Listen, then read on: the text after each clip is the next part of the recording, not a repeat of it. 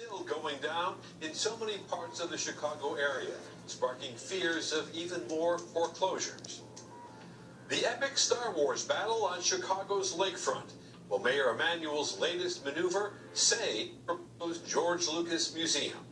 And it's all about respect. How one encounter between a white cop and a black motorist on an Indiana highway led to a teaching moment. Tonight, these stories and much more on In the Loop.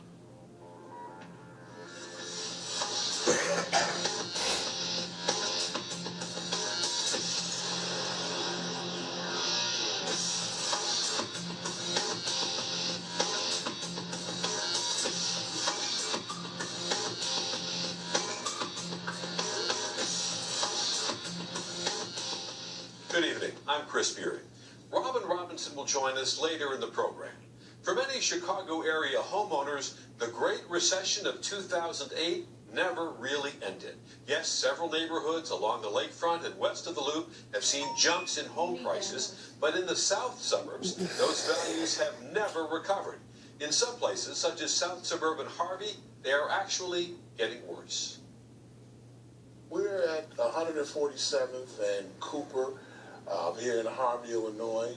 And what we're seeing is an area where there are vacant properties. There have been properties that have literally been abandoned by the investors and boarded up.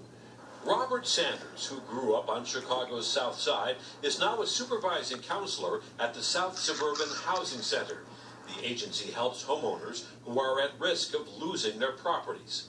Sanders says the housing crash of 2008 has had a lasting impact on communities such as Harvey. It saddens me.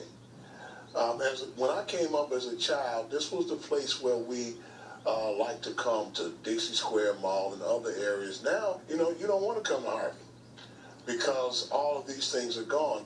What was once a stable, blue-collar suburb is now plagued with boarded-up homes, abandoned as a result of the foreclosure crisis. Census data show Harvey as one of the area's highest rates of vacant structures, 1 in 4 residences.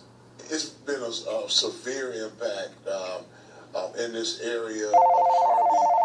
Harvey in general has taken between 2005 and 2015 an 80% decline in housing value. Harvey is one of 37 south suburbs where property values are still below where they were in 2005. In communities such as Calumet City, Blue Island, and Stager, the average price for homes and condominiums remains more than 50% below where they were a decade ago. And in Markham, the town neighboring Harvey, the average home price has fallen 68%. Research from the Institute for Housing Studies at DePaul University shows Cook County's top 10 towns for foreclosures are all in the south suburbs. Jeff Smith, the Institute's executive director, says these communities are still struggling to recover, in part because of high concentration of subprime mortgages. Those loans were issued to people with poor credit ratings. These are, typically communities of color on the south side of the city, the west side of the city, South Suburban Cook County, West Suburban Cook County. Those are areas that have, again, really saw high concentrations of subprime lending activity, have seen long-term high levels of foreclosure activity. These are areas where the impact of that foreclosure activity is still very, very apparent, and they have not recovered. To help these homeowners facing foreclosure, the federal government authorized $46 billion for loan modifications and loan refinancing programs. But the Inspector General's office shows for borrowers who sought mortgage relief, the default rate is still nearly 53%. Dennis Rodkin, the residential real estate reporter for Crain's Chicago, says that for many homeowners, it has been a lost decade. A lot of people who had a loan modification then fell back into it because, again, our values didn't rise, so it was still a struggle to pay, and the house wasn't recovering, the value of the house wasn't recovering. So loan modifications helped individual homeowners in many cases, but you can't really call them a solution for this market. Rodkin cautions that some homeowners may never recover. He worries there could be another wave of foreclosures down the road. I think if we watch the horizon, you can expect that there could be more foreclosures in some of those areas south of the city where home values have stayed so low, and where, you know, if I get a new job in Arizona, in Texas, I may just have to go. Meanwhile, the services of the South Suburban Housing Center remain in high demand. Since Sanders started working there a year ago, the number of people looking for help has doubled, and he believes the foreclosure crisis is far from over.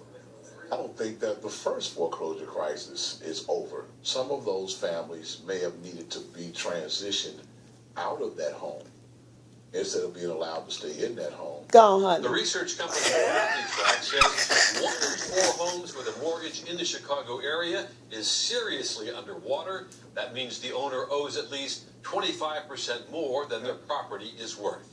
Now joining us to discuss this week's other big stories are author Cheryl Jefferson, blogger Scott Smith, and Deborah Farmer, president and CEO of the communications firm, the Brown Farmer Group, and welcome everybody.